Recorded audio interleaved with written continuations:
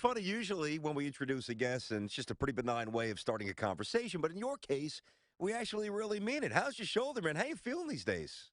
I'm feeling good. I got you, man. I got you. Feeling good, easing your way into the season. Do you know if you're going to play in the third preseason game yet? That is a question better directed towards Coach Caldwell. I have no clue. But you feel healthy.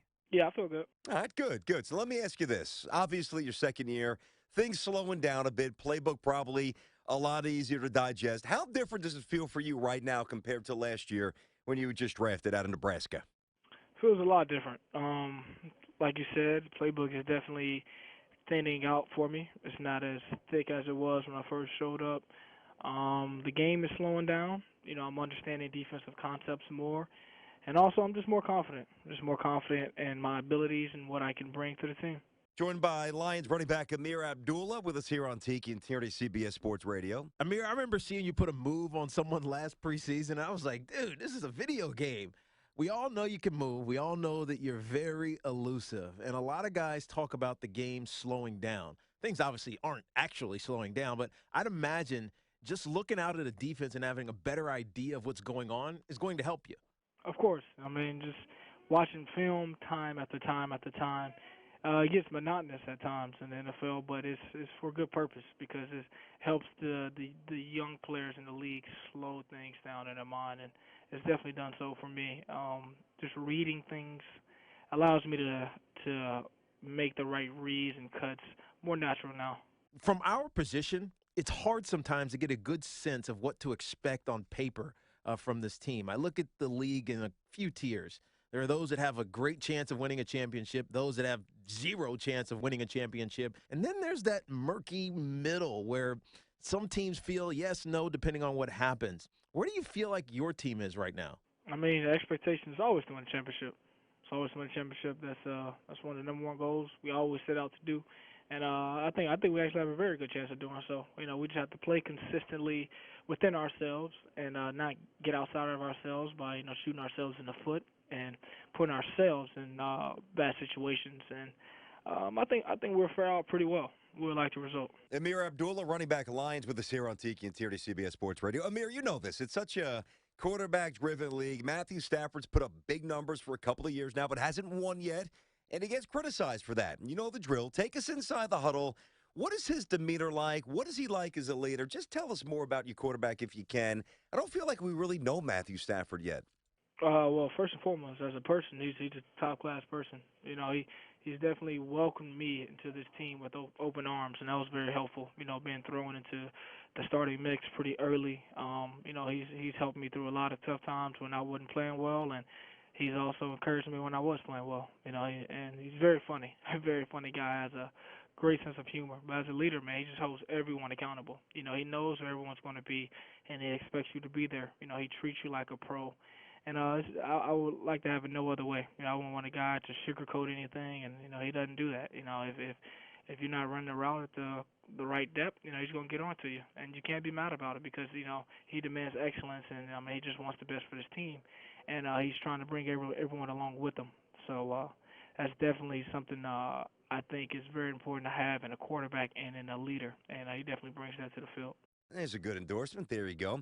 So it's got to feel a little different this year without Calvin Johnson running around. Does it feel very different without Megatron? What is life like without him? At first it was different. Coming back for spring conditioning and such, it was different not having that presence of Calvin.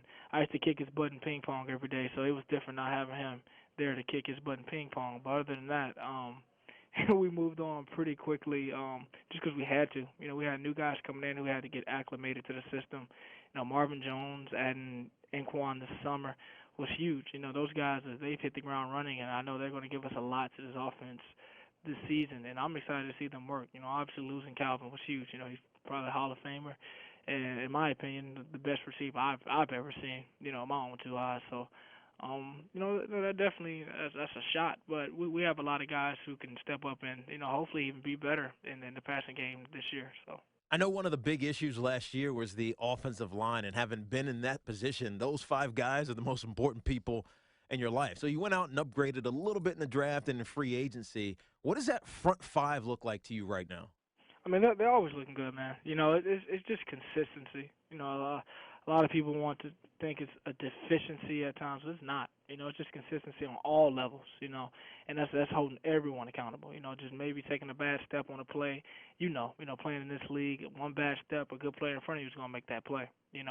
Sometimes a running back not pressing the hole enough will make the lineman look like he's out leveraged and didn't reach the guy, but we're really supposed to get behind it. So it's both of us. Amir, years back when I first started doing radio and TV, I was in Detroit for a minute, and I think I have a pretty decent feel for the fan base and got a lot of respect for them because they haven't won since the late 50s, but they're always there. They're always loud. They're usually pretty optimistic, and they're pretty knowledgeable as well. But I heard some boos the other night, man, which is alarming during a preseason game. It's kind of rare. Do you sense the Lion fan is on edge a little bit right now? Well, I mean, that's something we can't control. That's one thing my father always taught me is control what you can control. You can't control a lot of exterior things, and if we just focus on us, we'll get our whatever we have to fix done. The way they want to behave or whatever, that's on them because they can control that. But all we can control is what we put out there on the field. So, I can't take into myself of a fan because I've never been a fan. I've always been the guy entertaining. So. It's interesting, though, because the NFC North has great home field advantages. You know this. You played there last year. If it's not the best division in football, that's right up there. And then you mix in the home field advantage. It's a tough combo. Give us a broad snapshot of the NFC North because, to me, it's top shelf. And I'm sure you'd agree, right?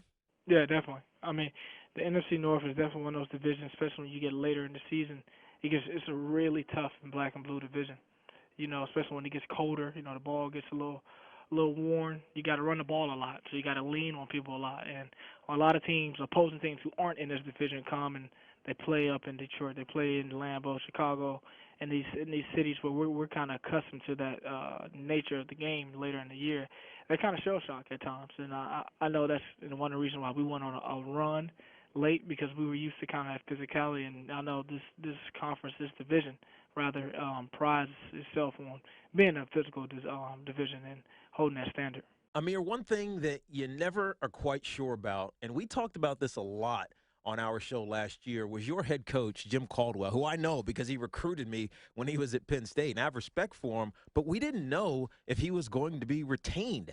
So sometimes when a coach is under pressure, players notice and they sense that something is going to happen and their style changes a little bit. Maybe the message gets confusing a little bit. Does Coach feel the same to you guys? Did you notice any changes in how he addressed the team or his situation?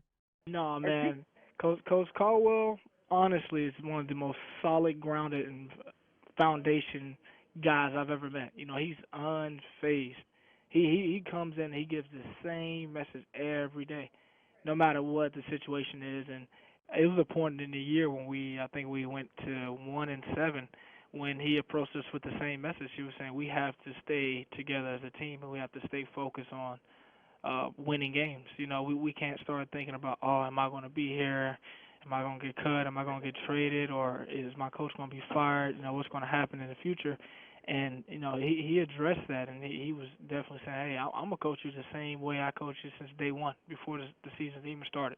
And he did so. He was a man of his word. He came in, and he really helped us galvanize as a team and come together and grow stronger. And from that, I believe, because of his lead, we finished the season very strong. And a newfound respect was, found for Coach Caldwell from my perspective because of that. I'd never seen someone who, things were not going well for us at all and, continued to give his best no matter what the situation was. See, that's interesting because often when coaches go through really tough times, they're battling for their jobs, veterans start to tune out because they know they got to get themselves ready for whoever's coming next. But it seems like Coach Caldwell still found a way to keep you guys engaged, which is a testament to him. Yeah, it's because he cares about you, genuinely as a person. He would not be the man he say he is if he would have weltered under those situations. He definitely put his best foot forward and made sure he was going to coach no matter if he knew he was going to be let go or he didn't know or not. He was going to do his best to coach us to the best of his ability, and I definitely appreciate it. All right, it's awesome. So before we let you go, give us something on the Huskers here. What are we going to get out of your college team? Man, I got a lot of high hopes for the Huskers. They have a lot of talent. I went back this summer and trained there, so I got to see the guys close up. And they have a lot of young talent who can definitely, make some noise in the Big Ten this year.